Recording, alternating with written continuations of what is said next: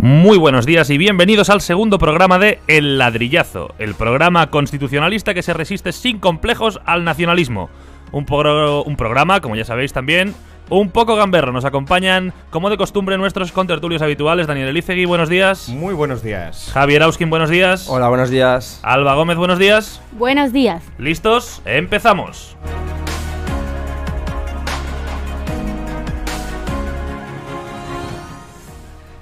Estamos literalmente hasta las narices de vosotros. Sí, lo habéis oído bien. Puede que a muchos de nosotros no nos gustara el resultado de las elecciones. Puede que a muchos otros nos encantaran.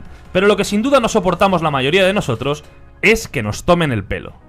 Asumimos de entrada que todas aquellas marionetas del poder, como diría nuestro querido Recio, que se dedican a vivir del cuento desde hace años, sin mayor esfuerzo que el de repetir los mantras que se les indica desde sus organizaciones, elevarán sus voces o tweets contra nosotros. Pero poco nos importa, porque estamos convencidos de que esta tomadura de pelo ya a pocos engaña. Volvemos a ir a elecciones, por irresponsabilidad de muchos. A partir de hoy empezaremos a escuchar, como de costumbre, reproches de unos a otros y de los otros a los unos. Pero la realidad es que unos nunca tuvieron intención de pactar con nadie, porque la repetición electoral a priori ya les iba bien, y los otros tampoco tuvieron intención de pactar, porque en su lógica partidista y en su optimismo desmesurado, creyeron que una repetición electoral tampoco les iba mal. La única lectura racional que se desprende de todo este teatro es la que muchos hacemos desde hace años. A nadie le importa un pito la estabilidad de este país. Lo único que importa en este país es ver cómo lo hacemos para acumular más poder unos y otros. La irresponsabilidad de quienes podían haber dado estabilidad a este país y no han querido es probablemente mucho más grave de lo que muchos creen. No solo porque en situación normal la estabilidad y gobernabilidad del país ya es importante, sino porque además aquí nos encontramos en situación de excepcionalidad. La sentencia a los procesistas llegará en breve, y la reacción del independentismo, pese a que probablemente no consiga ser tan importante como desean nuestros queridos Puigdemont y compañía, tratará de poner en jaque de nuevo al gobierno de España. Evidentemente, la inexistencia de un gobierno que podría estar ya formado a día de hoy será un problema para dar respuesta a las barbaridades que se les ocurra a aquellos del Ho tornarem a fer. Pero cuando eso pase, si pasa, la culpa no será nuestra. Será de todos aquellos que, habiendo podido dar estabilidad al país, decidieron, por mero interés, volver a tirar los dados para ver qué pasaba. Cuidado, las elecciones las carga el diablo, y la historia luego juzga a quienes jugaron de forma irresponsable. O al menos, eso esperamos algunos.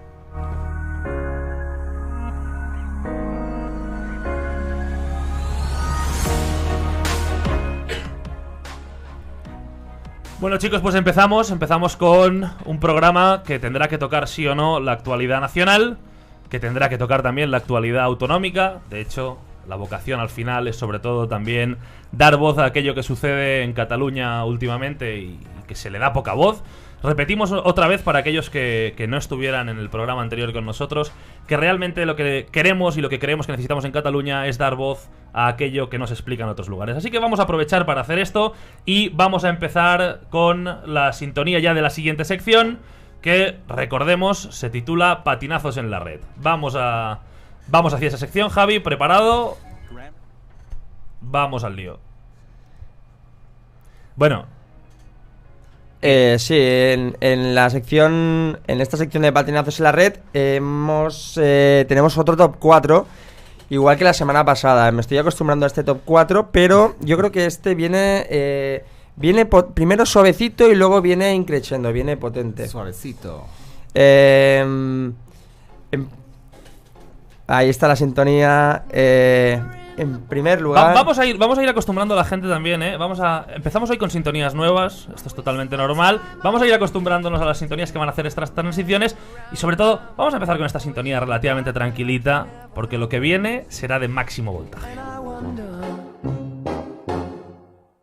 I'm driving around in my car. I'm driving too fast, I'm driving too far. Ahora sí, Javi, empezamos con los patinazos en la red. ¿Qué tenemos esta semana?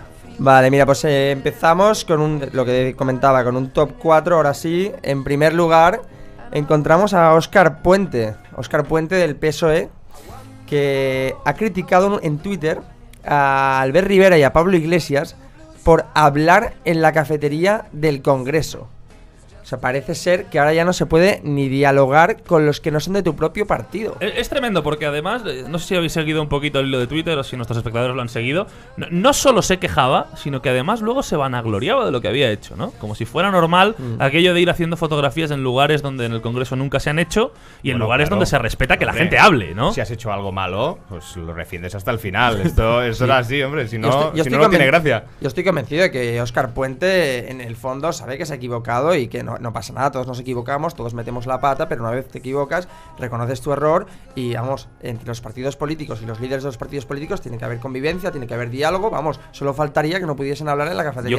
Yo creo que esperas mucho de un político. No, bueno, pero vivimos en la Twitter política. Él tenía que subir una foto, él tenía que hacer la fotografía y subirla porque necesitaba, yo qué sé, darle voz a esto. Lo sintió y dijo, mira qué gracioso es, qué divertido es, lo voy a subir.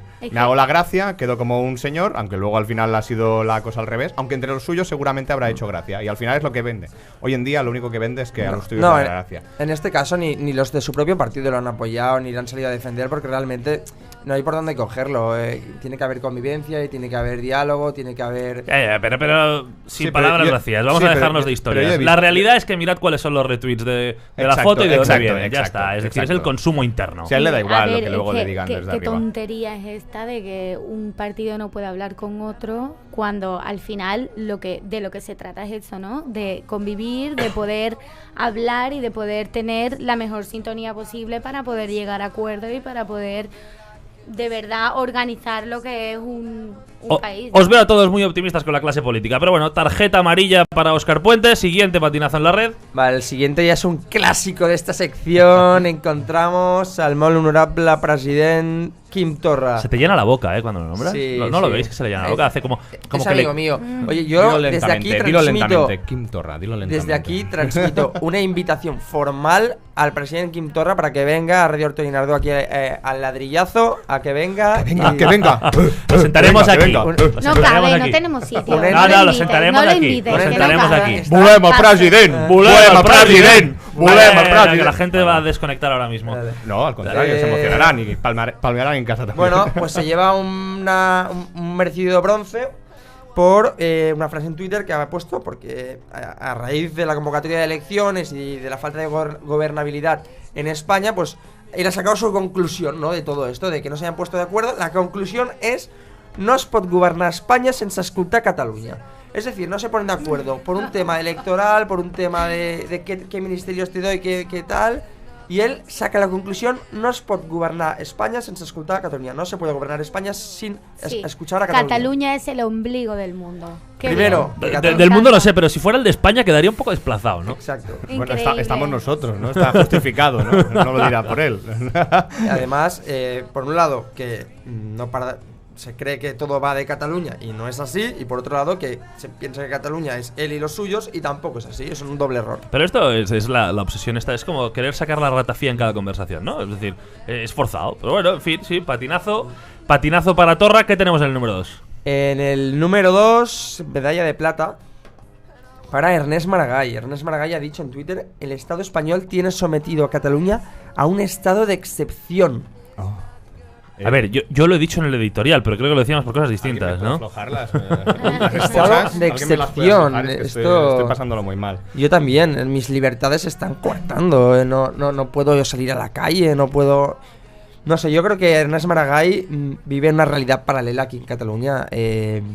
Que el Estado oprime a Cataluña. Pero ¿os habéis fijado que casualmente los que dicen que están más oprimidos viven mejor? Ya, es tremendo, es tremendo. Es muy gracioso. A mí la verdad van a fiestas top, hacen unas paelladas increíbles, se pasan los veranos que dices, ostras. No cobran mal. No, es increíble, es increíble. Además todos con sueldo público estatal, o sea, es que es increíble.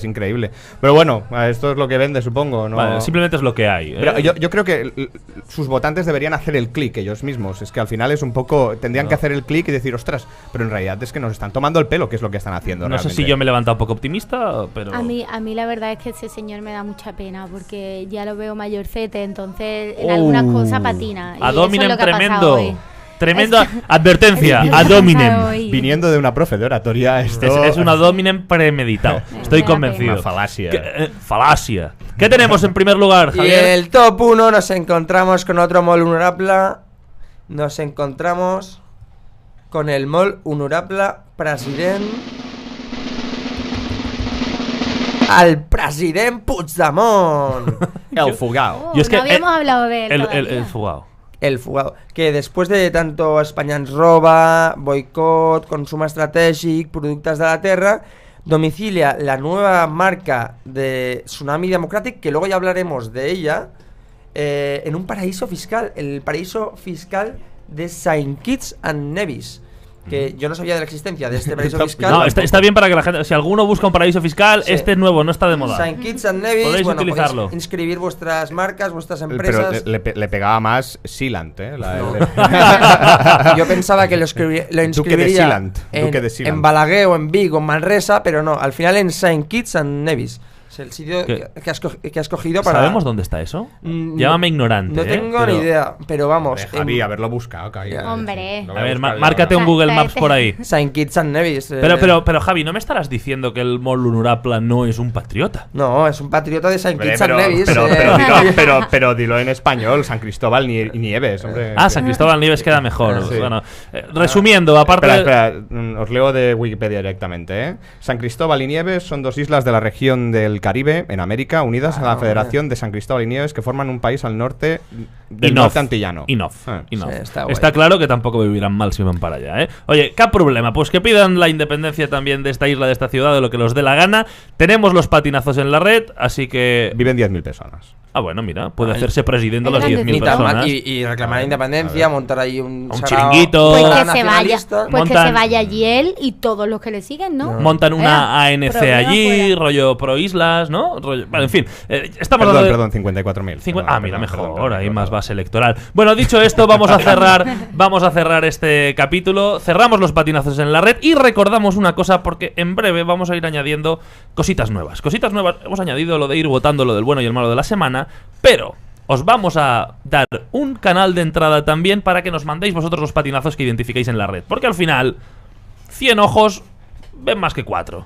Así que para las próximas, cualquier patinazo que identifiquéis en la red del mundo independentista, no dudéis en mandárnoslo vía enlace directo a través del Twitter de @elladrillazo, que podéis empezar a seguir. Y más adelante veremos si habilitamos un teléfono. Dicho esto, cerramos la sesión y damos paso a la siguiente.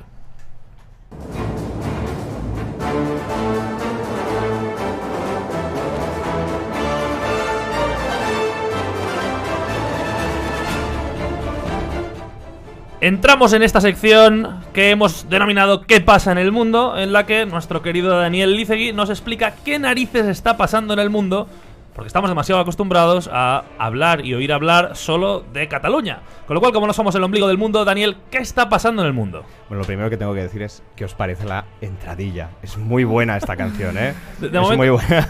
Queda adjudicada por Internacional. A mí me encanta, No sabemos si Internacional socialista o no, ¿eh? Pero lo vamos a dejar ahí. Bueno, un día para explicaré que veáis dónde que viene, tenemos diversidad de opinión aquí en la mesa también, ¿eh? Que no bueno, ahora empezaré a llamaros Tovarich y... No, tampoco, a ver, vamos a asumir hasta X, ¿no? De acuerdo. Bien. Venga. Bueno, yo traía para hoy dos cositas. Sobre todo quería hablar del tema de Yemen, que ahora ha sido noticia, fue noticia el domingo pasado porque hubo un ataque a instalaciones de Aramco, que es la empresa estatal que se encarga de gestionar todos los recursos de hidrocarburos en Arabia Saudí. Y después quería hablar también de Renzi. Matteo Renzi en Italia ha decidido a cambiar de partido, formar un nuevo partido. Y bueno, quería comentar estos dos temas porque me parecen interesantes. En cuanto a Yemen, es significativo porque es un pequeño país, no tan pequeño en realidad, pero que normalmente ha estado olvidado históricamente, nadie le ha hecho caso a Yemen, pero ha sido noticia porque 10 drones atacaron instalaciones de Aramco, que es la mayor empresa productora de petróleo del mundo y gas. Y ¿10 drones que salen de dónde? ¿Perdón? ¿De dónde salen esos 10 drones? Ahí está el tema, que es lo que quería explicar ahora. Los rebeldes hutíes, que son una minoría chií que está en Yemen, vale, se han atribuido la autoría. Vamos a explicar cositas, sí. Explícanos, ¿quién son esta gente? Ellos han atribuido la autoría, pero Arabia Saudí ha dicho que eso no es cierto, que ellos no son los autores de este atentado, sino que es falsa bandera, que en realidad los verdaderos autores de este atentado son los iraníes, que están además financiando a los hutíes en Yemen. Desde el año 2015 en Yemen hay una guerra civil bastante cruenta, que ha afectado a la población civil sobre todo, más que a los contendientes, como son las guerras modernas. Y y en la que participa una coalición de estados árabes contra los rebeldes hutíes, que son una minoría chií, ¿de acuerdo?, en el país, en Yemen. Y están apoyados únicamente por Irán, que es el país de mayoría chií. Como bien sabéis, en el mundo musulmán hay dos corrientes mayoritarias. Esto es lo que te preguntaba. Hay dos corrientes mayoritarias. Una es la chií, que es la más pequeña, que son entre un 10 y un 20% de la población musulmana. Y luego están los suníes. La diferencia entre unos y otros es que los suníes, ¿de acuerdo?, aparte de ser la mayoritaria, descienden de los varones, de los varones del profeta, de Mahoma.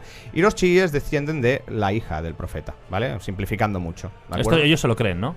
Sí, por supuesto. Vale, bien. Descienden en el sentido de que son seguidores de la corriente ideológica que provino de allí. Entonces, Yemen es el campo de batalla entre estas dos grandes potencias regionales que son Irán y Arabia Saudí, ¿de acuerdo? Explicando un poco la historia de Yemen, sintéticamente, Yemen es un país que consiguió la independencia de facto en 1918 tras la Primera Guerra Mundial, porque los británicos perdieron el control de la región, dadas las circunstancias bélicas del momento y demás, que Arabia Saudí aprovechó para apoderarse de ese espacio en ese momento, que después lo perdió, ¿de acuerdo? Y que dividió a Yemen en dos regiones, la del norte y la del sur. La del sur acabó siendo un país comunista, la primera república socialista árabe de la historia, cosa que es un dato bastante curioso. Y la del norte, pues fue una república liberal o pseudoliberal, capitalista si queréis. En 1990, cuando acaba la Guerra Fría, ¿de acuerdo?, estos dos países, que eran diferentes, deciden unirse. Pero aparecen las primeras grietas en esa unión, cuando la minoría chií, ¿de acuerdo?, dice que se siente discriminada en Yemen, cosa que es posible que sea cierto, ¿de acuerdo? Entonces se agrupan en torno a una figura muy significativa que era Al-Houthi, ¿de acuerdo? Al-Houthi muere, pero el grupo que había liderado él se queda con su nombre. Entonces son los rebeldes hutíes, que son chiíes en realidad, ¿de acuerdo? Y en 2015 esta minoría chií, encabezada por los hutíes, pero también apoyada por algunos grupos suníes, porque allí también priva mucho la tribu, la familia, las relaciones de parentesco, ¿de acuerdo? Toma el poder, toma la capital, que es Saná, ¿de acuerdo? Y empieza una guerra que hasta hoy dura, ¿de acuerdo? Y enfrenta a estas dos potencias. En el fondo no deja de ser, y ahora que ha venido el 11 de septiembre, la reminiscencia de la Diada, etcétera, pues recuerda mucho cómo una zona, ¿de acuerdo?, una zona del mundo puede convertirse en el campo de batalla de una guerra mucho más grande, ¿de acuerdo? Hay quien ha llamado a Yemen como el Vietnam árabe. Justo te iba a decir eso, digo, claro, como la utilización de Vietnam para una guerra al final, que fue, bueno, sonada en todo el mundo. El caso es que es muy curioso este caso, porque una milicia semiprofesional como son los hutíes ha conseguido con 10 drones privar a Arabia Saudí del 50% de su producción de hidrocarburos, lo cual es un hecho increíble y te pone sobre aviso sobre lo que pueden hacer los drones, las nuevas tecnologías, lo que hay que valorar sobre el peligro que supone el avance tecnológico y la poca regulación que tenemos al respecto. Bueno, Macron ya estaba utilizando drones para sus militares, ¿no? Digamos, estaba haciendo pruebas con militares. Bueno, es que es de las cosas que se van a acabar implementando. Bueno, de hecho, ya tenemos drones en el ejército español también. Sí, los drones hoy en día están... Hoy en día, lo único que nunca se había dado el caso de que un grupo militar tan poco profesionalizado tuviese acceso a drones tan avanzados y pudiese llevar a cabo un ataque militar exitoso. Imaginaos, el petróleo subió el lunes un 15% aproximadamente. La mayor subida desde 1980 y pico, si no recuerdo mal. Una barbaridad. Pero viene muy bien a veces, porque estas son cosas que tampoco se ven en profundidad en la mayoría de medios y que probablemente tampoco se verá en las noticias con una profundidad adecuada. Con lo cual, yo creo que este punto viene muy bien para hacernos a la idea de que el mundo es un lugar complicado, sigue siendo un lugar complicado y que hay conflictos que son conflictos de verdad y no conflictos inventados. La guerra por sigue existiendo. Quizá no existen los conflictos armados a gran escala, pero la guerra sigue existiendo en el mundo. Hay mucha gente que sufre las penurias de la guerra. Lo que pasa que nosotros, en cierta manera, en esta burbuja que vivimos occidental, no nos damos cuenta, pero La verdad es que... Dicho esto, saltamos a un lugar que nos toca a todos mucho más cerca, Italia, que va a ser sí. Italia. ¿Qué está pasando en Italia? ¿Y qué pasa con esto de las creaciones de partidos? Que aquí parece que uno se levanta por la mañana y crea un partido. Italia es un lugar excepcional para probar partidos políticos porque nace un partido cada día, como quien podría decir. Bueno, por aquí también las cosas van por ahí, ¿eh? El partido sí, bueno, aquí hoy ya... en día aquí... Sobre todo cuanto más conflictivo es un país, pues al final más opciones políticas existen, pero bueno.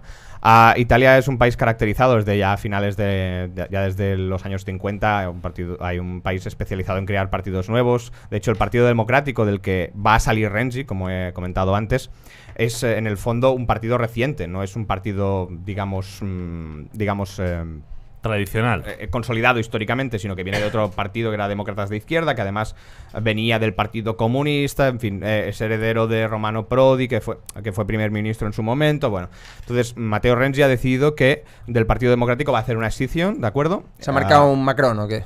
Bueno, hay quien dice que sí, que es una jugada parecida a la de Macron. Renzi, si recordamos un poquito, fue alcalde de Florencia, fue presidente de la provincia también de homónima, después se presentó a las primarias del Partido Democrático, ¿de acuerdo? En Italia, perdió contra Bersani, que acabó siendo el candidato, dimitió porque no consiguió salir elegido primer ministro.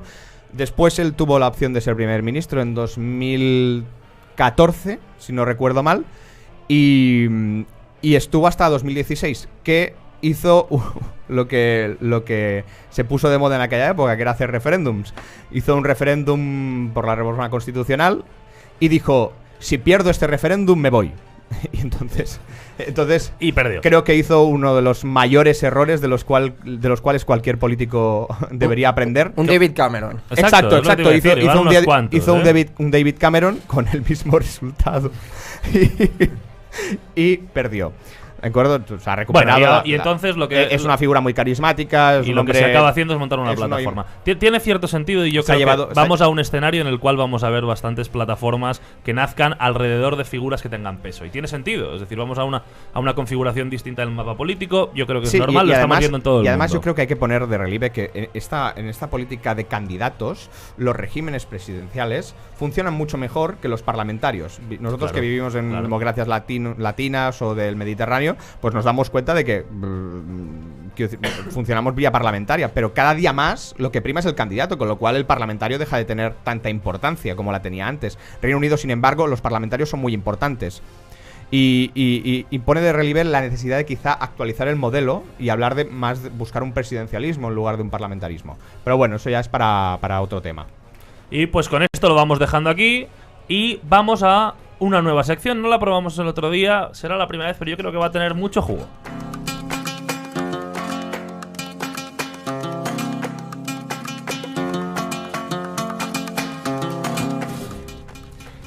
Pues vamos a saltar a una sección que se va a llamar apropiación indebida. Porque si de algo nos hemos dado cuenta es de que el independentismo se dedica a adueñarse de todo, absolutamente de todo, y lo hace además de forma excluyente. Así que en este programa nos vamos a dedicar a repasar, tenemos material para años, nos vamos a dedicar a repasar todo aquello que los independentistas han intentado hacer suyo y no nos da la gana de que lo hagan. ¡Qué barbaridad! Pues tenemos para mucho programa. Tenemos para muchos programas.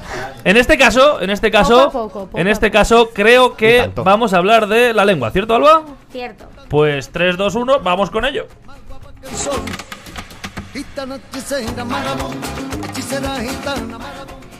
El independentismo cree que la lengua es suya, que les pertenece solo a ellos. Es la niña bonita del independentismo. La lengua para ellos es un símbolo más de identidad, con los que se distinguen, y además lo hacen de modo excluyente. Hay gente en Cataluña o incluso fuera de ella que rechazan el catalán, que no quieren ni oír hablar de él. Es cierto, en cierto modo tiene sentido, porque el catalán no se ve como una riqueza cultural, no se ve como una lengua útil, no se ve como una lengua de todos, se ve como un arma del independentismo. Se han adueñado de ella. De hecho, no sé si os pasa, pero es muy normal cuando sales de Cataluña encontrarte gente que te acaba diciendo no hables en catalán, ¿no? Sin acabar de entender realmente qué narices pasa con el catalán y qué es el catalán, pero ¿no? si estoy hablando en español. Claro, ¿Sabes? Exacto, sí. Bueno, ¿y cómo lo han hecho? ¿Cómo han hecho el hecho de apropiarse esa lengua? Aparte de utilizarla como una herramienta de imposición, la han utilizado como una herramienta de adoctrinamiento. Y aquí es el punto en el que encuentro principalmente la apropiación indebida. Y es que podríamos entrar por ejemplo, en lo de los espías de patios, que vigilan a ver si habla en catalán o no los alumnos como el profesorado. Podríamos entrar en el uso de que hacen del catalán los políticos independentistas. De la entrevista que me hicieron ayer, por ejemplo, en la radio local, que es que no había forma de que se dirigieran hacia mí en castellano. Y hoy os voy a hablar sobre todo de una situación en la que se enfrentan todos aquellos que llegan a Cataluña y deciden aprender el catalán en los cursos de normalización lingüística, que ya, por cierto, tiene tela el nombre tiene tela. Como muchos habéis notado, mi lengua materna, obviamente, no es el catalán, sino que es el castellano, cosa totalmente normal viniendo de Cádiz. Y nada, pese a los recelos que puedo tener cuando llegué aquí sobre el idioma del catalán, me doy cuenta que tengo que aprenderlo, por lo tanto, decidí apuntarme a una clase de catalán. Total. Como hace todo el mundo que quiere trabajar en Cataluña al final, ¿no? Total. Sobre todo en la administración pública. Exactamente, porque la exigencia es tremenda. Algún día podríamos entrar en esa exigencia. Deberíamos hablar de eso. Sí. De hecho, no tiene sentido. Pero, perdona, seguimos. Sí, no, total, que al final me apunté a una clase de catalán en Esparraguera. No sé si muchos de vosotros conocéis el pueblo, pero es un pueblo pequeñito donde viven 20.000 personas a 45 minutos de Barcelona. Conocido, que no es big, vamos. Total. El primer día de clase, ¿cuál fue mi sorpresa? Pues que me dijeron que aparte de aprender a hablar en catalán, iba a aprender una cultura, que eso está súper bien, porque una nueva cultura, obviamente. Me dijeron que también me iban a enseñar una nueva forma de pensar, como si los catalanes pensarais diferente. Hombre, Alba, es que tú no sabes, ella siempre dice que, hombre, somos particularmente diferencial. O sea, tenemos un hecho diferencial que no entendéis el resto. Bueno, claro, sí. Diferencias genéticas. Imaginaos con la cara que... Pero tú cuando llegaste aquí no flipaste, la gente era más alta y guapa que lo que comentaba Alba de la falta de respeto de siempre preguntarle en catalán cuando ella estaba hablando en castellano en la radio, me recuerda, no sé si lo habéis visto, pero un presentador me parece, no sé si era el Canal Nou en Valencia, establece una conexión telefónica con el alcalde de Orihuela y le empieza a preguntar en catalán. Y el alcalde de Orihuela, que es limítrofe con Murcia, no, es posible que no conozca el catalán. Hombre, más que posible, probable, ¿no? Entonces le pregunta, perdone, que no lo entiendo. Y otra vez la misma pregunta. Y al final el presentador hace clic y dice, no pasa res, no pasa nada. Como, venga, chico. Lo he intentado, pero voy a hablar en castellano. Maldito incompetente murciano. Esa superioridad moral, ¿no? Otra vez, aquello es una superioridad moral que siempre nos está atenazando. Y que te lo puedes encontrar no solo en la radio, sino en cualquier parte de Barcelona. Entras en una tienda y le estás hablando con mi acentazo en andaluz a cualquiera y te contesta en catalán y es como me voy. Y nunca te ha pasado que hablas en catalán y te dicen, oh, muy bien. Como si fueses en plan un niño bonito de feria. Sí, exacto. Mira que me parla el catalán, mira que me parla. Les encanta. Sí, pero hemos llegado a un punto en el que se convierte una cuestión que tendría que ser meramente formativa, se convierte en nocivo. En una herramienta de exclusión. Sin duda. Y al final las lenguas no están para dividir, están para unir. Bueno, está para hablar, ¿no? Dejemos de tonterías. Sí, no, pero quiero decir, las lenguas se tienen que utilizar para establecer un lazo de comunicación, que al final es una cuestión de unir personas. Si tú utilizas la lengua para dividir, estás yendo contra natura. Sin duda. El ser humano está pensado para convivir. Pues fijaos que además... Perdona, me encanta ese cierre, el ser humano está pensado para convivir, Me ha encantado, está muy bien. Perdona, sigue. Total, que a partir de ese momento... a partir de ese momento de que yo llegara a mis clases de catalán, no solo quedaba ahí la cosa de vas a aprender un nuevo pensamiento, sino que es que la cosa iba más allá. Y es que aparte de aprender a hablar catalán, me explicaron cosas como lo oprimida que estaba la lengua minoritaria, lo mal que habían pasado los catalanohablantes en la época del franquismo, el dichoso 1714, como si me hubiera apuntado a un cursillo de historia, exactamente igual. Total, vamos, historia de la suya, obviamente. Se apropian de la lengua y la mezclan con su ideología, que eso es lo más heavy. Fijaos lo nocivo de esto, que es lo que estábamos hablando, que no solo juntan la lengua con su empanada mental, sino que intentan contaminar a todos los que llegamos a Cataluña desde otras partes de España o desde otras partes del mundo.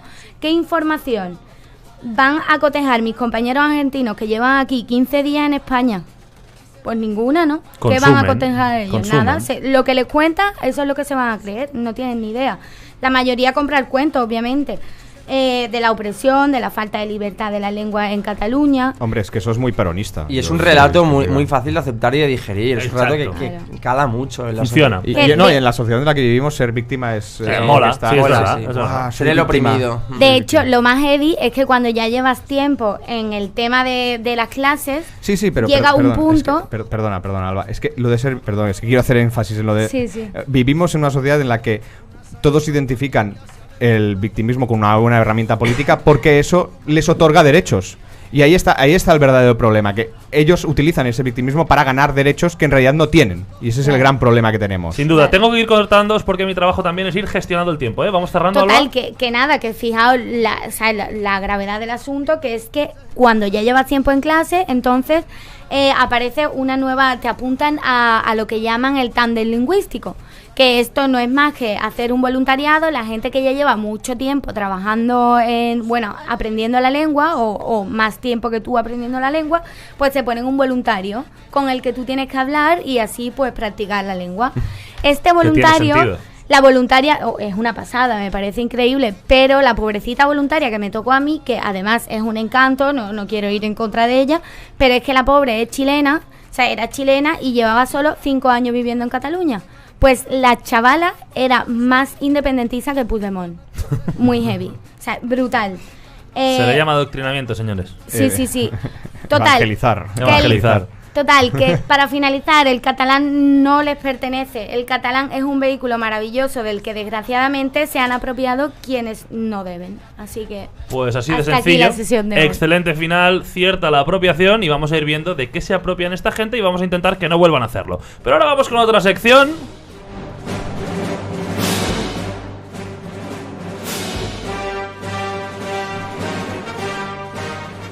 Llega el momento de el fanatismo indepe. Bueno, para que la gente nos siga, en esta sección lo que pretendemos es simplemente evidenciar cuál es la realidad que se esconde detrás del independentismo. Qué cosas suceden en Cataluña que son inaceptables y repito, que poca gente le da voz. Aquí, en este programa, evidentemente, lo que vamos a hacer es seguir dando voz a este fanatismo, seguir evidenciándolo y seguir denunciando que el nacionalismo lleva al fanatismo. Tenemos esta semana, Javi. Esta semana también tenemos un top 4, igual que el anterior, y empezaremos en el top 4 con Óscar Matute, diputado de Bildu. Óscar Matute ha sido invitado a TV3 y ha pedido paz y libertad para 40 abogados. ¡Qué cínico! Acusados de colaborar con los terroristas para mantener el núcleo de ETA vivo en la prisión y mantenerlos adeptos a la causa para cuando volviesen a salir, pues que estuviesen totalmente integrados y volviesen a actuar. Vamos, lo que se llama tener el rostro de cemento armado. Exactamente. Colaboración. Entonces, ha pedido paz y libertad. Óscar Matute, claro, es diputado de Bildu, es un grupo parlamentario, un partido político que no condena la violencia de ETA. Pro-etarra. Es un pro-etarra. Es un pro-etarra, ¿no? Es que no se puede llamar de otra manera. Es que son los mismos. Ahora están articulados en un grupo parlamentario, pero nunca han condenado la violencia y lo que me choca a mí es que TV3 lo invite. Es que esto es lo que no vale. Es que esto es lo que es no que puede esto es lo ser. que no vale. Bueno, TV3 estuvo haciendo un lavado de cara. Sí, TV3 pero como se financia apunte, con nuestros impuestos. Es que hay una cosa que es demencial. Ayer veía a nuestro querido amigo Rufián en un programa de televisión en el que le preguntaron directamente, Javier Negre le preguntó directamente si no le daba, no sé cómo le preguntó, si no le daba asco hacerse fotos con Otegi. Es decir, con un tío que había estado, pues bueno, con los cargos que había tenido en todo el tema vasco. Bueno, y el tío lo único que hace es decirte que otros se hacen fotos con no sé qué líderes que van contra los derechos humanos. Oye, pero contesta. No, es decir, pero es ¿por que- qué no condenan la violencia? Te acaba de responder, no es que como otros lo hacen, yo también lo hago, con lo cual, pero en el fondo está poniéndose en la misma categoría que los demás. pero esto es, si tú te haces fotos con un violador de niños, yo me la haré con otro, ¿no? Es decir, es que es tremendo. Es tremendo, es una barbaridad. Es tremendo, es que es una barbaridad. Es que es el. barbaridad. Perdona, ¿a que suena duro? Pues es el mismo razonamiento. Es decir, como yo me hago fotos con un tío cómplice de asesinatos porque tú te lo haces con un tío que explota derechos de niños en otro país. Tócate las narices. A mí me recuerda cuando TV1 invitó a Otegi a, bueno, pues a una entrevista, pues esto, lavado de cara. Un lavado de cara a Otegi, otro a Óscar Matute, en el fondo a Bildu, a los proetarras. Y esto... Los lavados de cara a etarras es limpiar el fanatismo. Limpiar actos delictivos. Blanquearlos. Bueno, es blanquear. Y estamos hartos, ya está. Eso es fanatismo. Yo me macho. quedé con la idea de qué diablos estaban pretendiendo trayendo a este tipo de personas que además no expresaban ningún tipo de arrepentimiento sobre actos que la verdad eran bastante cuestionables y que ponían en riesgo la seguridad de todos cuando lo defendían. Y la verdad es que no me gustó mucho lo que acabé pensando, la verdad. Si esto era el número 4, no quiero saber el número 3. Dale, Javi. En el número 3 tenemos al Tsunami Democratic. Oh. Tsunami Y es Democratic. que yo soy un tsunami. El Tsunami ¿Se Democratic. puede poner esto? ¿Se puede poner o qué? ¿Qué canción, qué música escucha tú, Dani? Bueno, Me pregunto yo. Ayer no me dijiste, al otro día no me dijiste que era aburrido, pues Ah, tengo que meter. sí. El Tsunami Democratic es como una especie de plataforma nueva Sí, déjate a Javi. que no se sabe bien de dónde ha salido. Y algunos lo atribuyen a Omnium, otros Ahora a Puigdemont. David nos lo dice de dónde ha salido. Puigdemont lo ha inscrito en este paraíso fiscal de Saint Kitts and Nevis. Y bueno, se han dedicado a vandalizar pues tiendas y sobre todo pues Zaras, Telefónica, entidades bancarias, La Caixa, Santander, BBVA, por en principio no estar con el procés. O sea, como Se no han dedicado a etiquetar a los comercios que no compran su chiringuito sí, independentista. etiquetar, señalar, pintar, pegatinas. Total, que los de las manifestaciones Está sonando de fondo tranquilas, el tsunami. pacíficas y demás se lo han No, pasado bueno. por el forro, ¿no? Los demócratas y todo eso. Bueno, es tsunami Ya lo dice, ¿no? Tsunami de señalamiento, de vandalismo, tsunami, pues no sé. Y no sé bien a quién pertenece esto, sé que Puigdemont lo ha inscrito en este paraíso fiscal, pero no se sabe bien de dónde ha salido. Bueno, que la canción que lo representa yo creo que es esta, ¿eh? ¿Eh? No te puedes resistir, español. Te espero en el Soho. A ver, lo que han hecho es igual de ridículo que esta canción. Bueno, es vandalismo. Vandalismo y más de lo mismo. Otra asociación, otra plataforma, otro instrumento del separatismo. Dilo claro, otro chiringuito. Otro chiringuito separatista. ¿Qué tenemos en el número 2? Medalla de plata para algo que ya he comentado por encima, Alba, es el espionaje a los niños en el patio del colegio para ver qué lengua usan. La Stasi infantil. Esto... Tan, tan. Esto es de los malos. Sí, Esto ha es sido... la Stasi. Colau ha reconocido que al menos el espionaje se ha producido al menos en 3 colegios de Barcelona. Estamos seguros de que se ha producido en muchísimos más.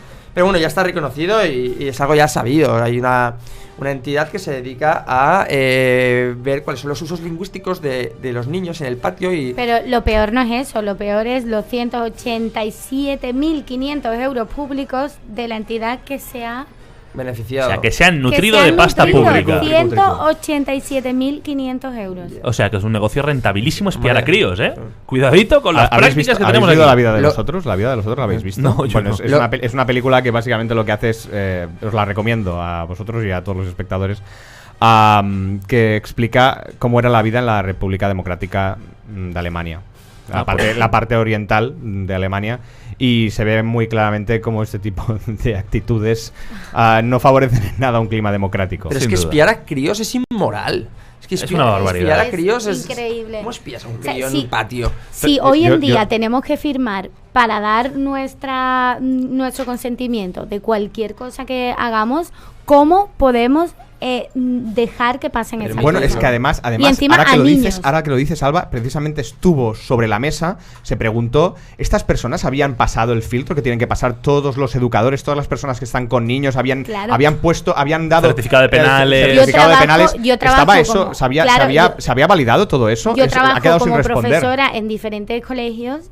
Y a mí lo primero que me piden antes de entrar en un colegio es el certificado de penales. Es que por supuesto, ¿Cómo puede haber personas que hayan pasado esa barrera y que se pongan? Es brutal. A mí eso me parece... Vale, pasamos Es una barbaridad sin duda. Tenemos que pasar al número 1 porque vamos pilladísimos de tiempo. Pasamos al número 1 y es muy corto. Es una manifestación en el centro de Barcelona donde la consigna era: refugiados sí, españoles no.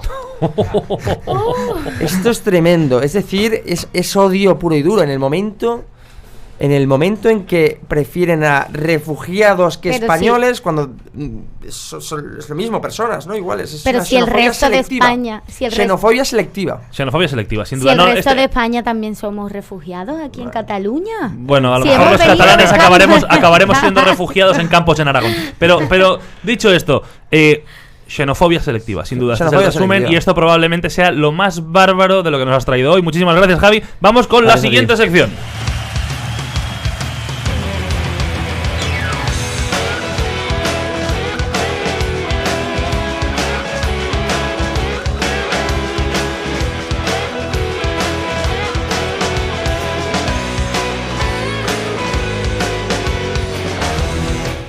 Sin duda, esta es otra de las partes en las que no hemos venido a hacer amigos, como diría Loquillo en esta maravillosa canción. Toca abrir turno de debate. Pero en este caso un debate cortito, porque chicos, tenemos poco tiempo. Perdóname, me he quedado callado porque quería oír aquello de no he venido aquí para hacer amigos. Es algo que tengo bastante interiorizado. Probablemente es por haberlo escuchado demasiado desde niño. ¿Tú no te tomarías un café? Vamos a empezar con lo que sería la tertulia, y lo vamos a hacer con un tema único. Al final, lo que planea a día de hoy en el debate público es qué va a pasar con las elecciones, a quién beneficia, qué nos dicen las encuestas, qué va a pasar con la participación, cuál va a ser el coste. Lanzo la pelota. Señores, vamos a elecciones. ¿Qué pasa? ¿Qué no pasa? ¿Qué no pasa? La pregunta es ¿qué no pasa? Que no formamos gobierno ni Yo para creo atrás. que va a reforzar al bipartidismo, sinceramente. Yo creo que PP y PSOE van a ser los grandes beneficiados en una caída de Ciudadanos probablemente. A ver, queda toda la campaña electoral, pero yo creo que el PP, al menos el PP, saldrá reforzado, y bastante reforzado por parte de Vox y por parte de Ciudadanos. A ver, yo lo que creo es que la demoscopia ha demostrado que no es eficaz a la hora de predecir resultados electorales en un contexto en el que vivimos, donde el voto es muy volátil y cambia de opinión. A veces hasta 2 semanas antes no se sabe, el 40% del voto está sin decidir, con lo cual en este contexto hacer cábalas es muy difícil. Pero yo no tengo tan claro que el bipartidismo vaya a ser reforzado, porque es que yo creo que el pluripartidismo o la pérdida de influencia de los grandes partidos ha venido para quedarse, al menos durante un tiempo. Lo peor de todo, Dani, es que no pasa, como has dicho antes, claro, que no pasa, porque es que los españoles estamos, bueno, España entera está paralizada porque no tenemos gobierno, no tenemos presupuesto, no tenemos nada. Y aparte de eso, encima tenemos que estar, obviamente el tema del voto creo que va a bajar muchísimo porque ya la gente está quemadísima, entonces la intención de voto bajará, pero segurísimo, que además es una de las... La participación. La participación, que además es una de los retos que tienen todos los partidos, hacer que todo el mundo vaya a votar, porque es que es fundamental, pero va a ser, yo creo que va a ser todo lo contrario. La gente está harta. Aparte de eso, de la paralización que existe hoy en día en España, es que además ahora con unas nuevas elecciones tenemos que pagar alrededor de unos 140 millones de euros, señores. España no solo está paralizada, la democracia no tiene precio. España no solo está paralizada, sino que además tenemos que pagar 140 millones. Yo por dinero que no sea. No, por dinero que no sea. No vamos a... Pero por imbéciles que sí sea. Es decir, se despilfarra en 140.000 cosas más que en elecciones. Ahí sí que yo no estoy de acuerdo en hacer ese cálculo rápido de no, es que nos cuesta muy caro porque al final tener un gobierno vale cualquier precio. No, pero es que lo podríamos tener. Es que ya lo podríamos haber tenido. Lo que es una barbaridad es invertir pasta simplemente porque hay señores que nos han querido poner de acuerdo. Porque no han querido. Es decir, esto es una memez. Oye, que veía el otro día un tuit en el que decían, oye, al final hasta Bélgica se va a reír de nosotros, ¿no? Porque siempre había sido el hazme reír por estar 6 meses sin gobierno. Pues bueno, déjate. Pues nosotros sin gobierno estamos, oye, parece que cíclicamente durante temporadas muy largas. Yo lo que pongo sobre la mesa, decíais, el sistema bipartidista se ve reforzado o no se ve reforzado.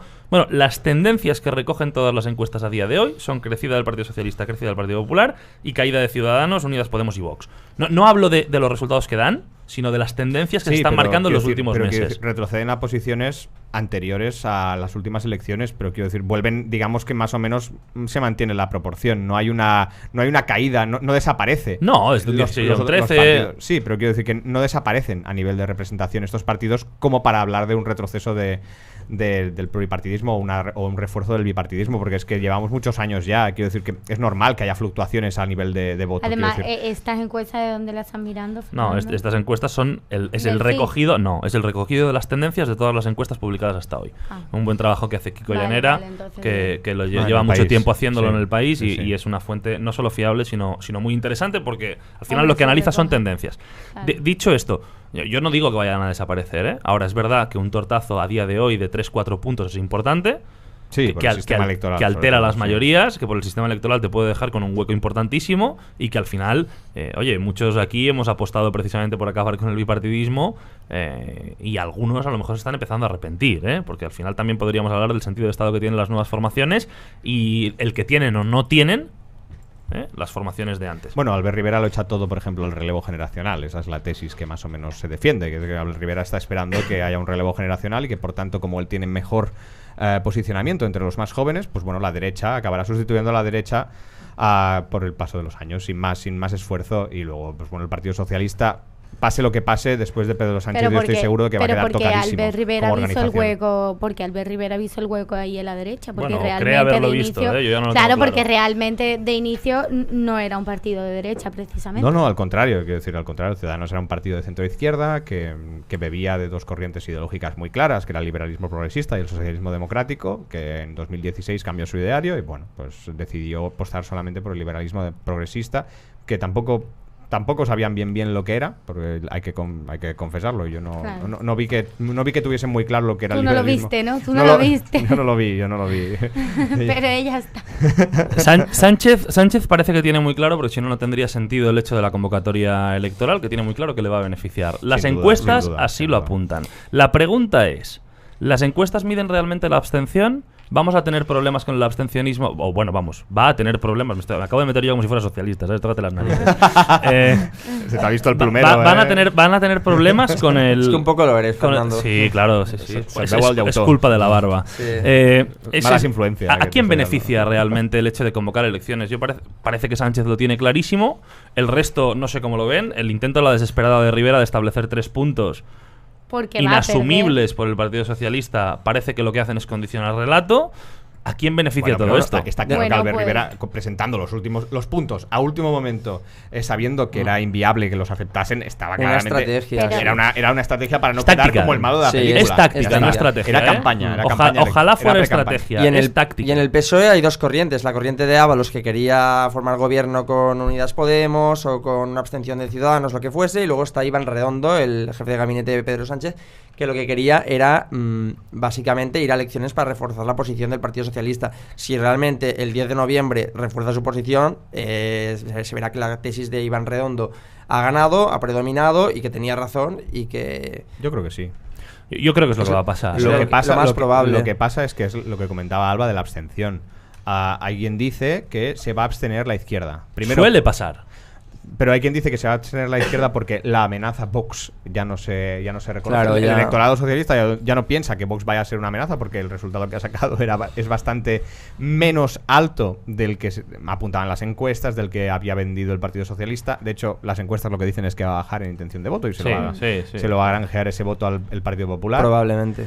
Y por tanto, el Partido Socialista pues puede perder no tanto su preeminencia como primer partido político, sino su mayoría parlamentaria sumada con Podemos. Ese es el gran No, que. es- Sí, Quiero decir, subirá. Puedo apostar por a un 75% de seguridad que el Pues Partido no, Socialista no sube. lo Yo entiendo. Pero también. el eje, No lo entiendo. el bloque Partido Socialista Podemos es muy probable que baje. Está haciendo mucho daño a España y eso lo vamos a ver en unos años. Es que es muy fuerte la paralización que tenemos hoy en día en el país. Pero es que eso es No culpa. sé cómo eso- la pero gente eso- puede seguir votando al PSOE. Pero es que eso es Bueno, culpa es nuestra un- también, como ciudadanos. Quiero decir, nosotros votamos también. Antes se votaba y había mayorías absolutas de los partidos políticos. Es una- Ahora la gente vota opciones diferentes. Una con lo opción cual, política legítima. El la, PSOE, al la final... la que está dividida es España, no. No, pero que sea una opción política legítima no implica que racionalmente puedas entender que se vuelva a votar a alguien que no ha querido gobernar porque no le ha dado la Eso gana. es. Bueno, es un tema Porque de- esa lectura, Pero o sí, sea, la gente no valora pero tanto los la táctica ciudadanos- electoral. Los ¿eh? ciudadanos, Bueno, un los test- ciudadanos lo que ven es que ninguno ha querido gobernar. Ese es el resumen, ese es el problema. Para mí ese es el problema. Y Podemos sí que ha querido, pero con unas condiciones que. Pues el problema entonces Tampoco no es, eran no justificadas. es el Partido Socialista, son todos los grupos parlamentarios. Tampoco tenemos que echarle la culpa de todo al Partido Socialista. Ha sido también todos que no han querido ni abstenerse ni pactar. Es verdad que el Partido Socialista tiene parte de culpa, pero como todos los otros partidos políticos. Tiene una gran parte de culpa, entre otras cosas, en el momento en el que el otro día Pablo Casado destapaba que para el momento de la investidura Pedro Sánchez tenía programado un viaje a Nueva York desde hacía tiempo. Es decir, New rollo, York. queda poco serio. Queda poco Bueno. serio. Como mínimo, se deduce de ahí la falta de voluntad de gobierno. No quiero decir que los otros la tuvieran más, porque si Albert Rivera hubiera dado un paso adelante, Albert Rivera gobierna con el Partido Socialista sin ningún O Pablo problema. Casado absteniéndose también. O, Bueno, con el Pero par- Pablo Casado yo entiendo que pero- no se abstenga. sí, pero también que lo entiendo, son también lo enemigos entiendo. naturales. Un gobierno, no- yo no creo que el PSOE hubiese aceptado un gobierno con Ciudadanos. ¿Os acordáis de con Rivera, no? Con Rivera, Sí, no. sí, Rivera, sí, pero no, esto- perdona, pero la información que se mueve por Madrid es precisamente que Iván Redondo le ofrece a Albert Rivera lo que quiera. Es decir, esa es la información que se mueve por Madrid. A mí me lo ha dicho no una persona, sino varias personas del Partido Socialista. Ya, Es decir, pero que es había que voluntad de darle si lo Iván que Re- quisieran si Iván para Redondo llegar le a ofrece gobierno. Eso es porque sabe que le está haciendo el abrazo del oso. Bueno, por lo que tú quieras. Por lo que tú quieras. Ahora, yo no tengo tan claro que hubiera sido eso el abrazo del oso. Porque el hecho de tocar poder en política es tremendamente importante, lo sabes perfectamente. Es decir, lo extraño es que Ciudadanos no haya querido tocar poder. Es muy, muy extraño. Bueno, y no es porque tocar poder primero- con Bildu, no sé si me porque explico. su estrategia primero es asentarse a nivel regional y después dar el salto. Ahora mismo están en bastantes parlamentos autonómicos, tienen la llave de algunos gobiernos.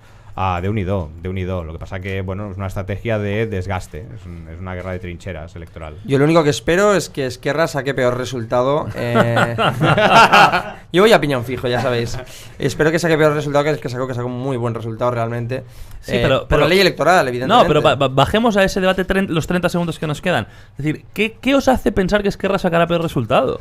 A mí no me lo hace Nada. Es decir, pensar nada. Nada. Desgraciadamente, el que nada. tiene ilusión, el que Nada. tiene ilusión. O sea, yo sigo regodeándome en el hecho de que la antigua Convergencia sigue sin levantar la cabeza, lo cual es buena noticia.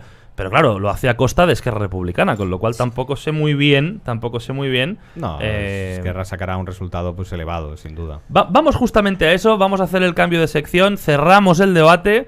Esta vez es verdad que menos largo de lo que nos habría gustado, pero los tiempos mandan. Así que vamos con la sección que hemos movido ya en Twitter de el bueno y el malo de la semana.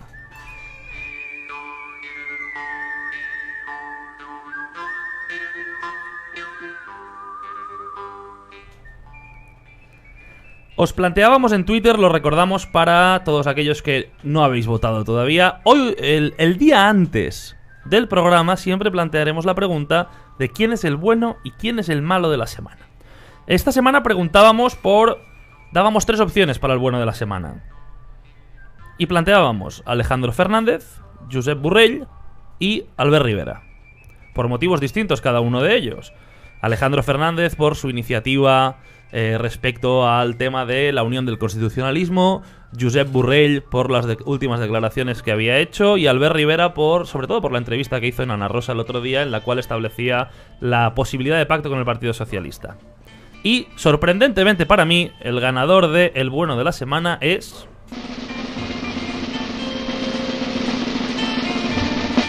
Albert Rivera. No sé si os deja fríos, si no... Bueno, es comprensible, pero bueno. A mí me gustó que ofreciese un pacto con el Partido Socialista. Yo era lo que buscaba, un pacto sin... Pero a lo mejor lo buscábamos antes, ¿no? A destiempo y haciéndolo por estrategia o por táctica. Más vale tarde que nunca.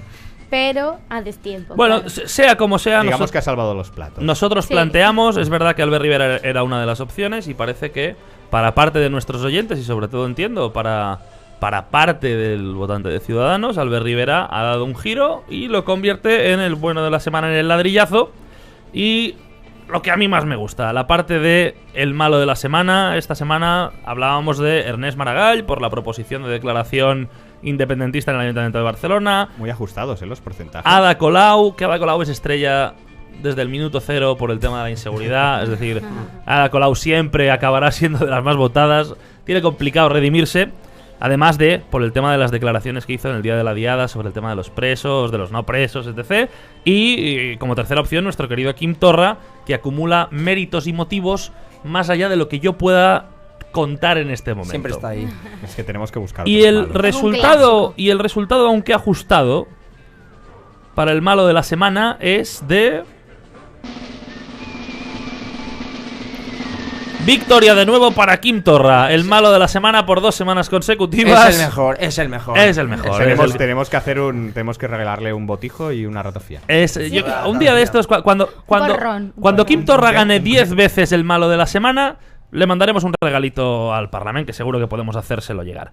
Pues bien, hasta aquí el programa del ladrillazo de hoy. Esperamos sobre todo que nos echéis una mano con la difusión. Entendemos que hemos intentado que sea un programa movido, ágil, un pelín gamberro. Y nos despedimos hasta la semana que viene porque vamos a seguir dando guerra. Hasta la semana que viene. Ningún daño queriendo vivir fuera del rebaño. A la gente no gusta que uno tenga su propia fe. No, a la gente no gusta que uno tenga su propia fe. Todos me miran mal.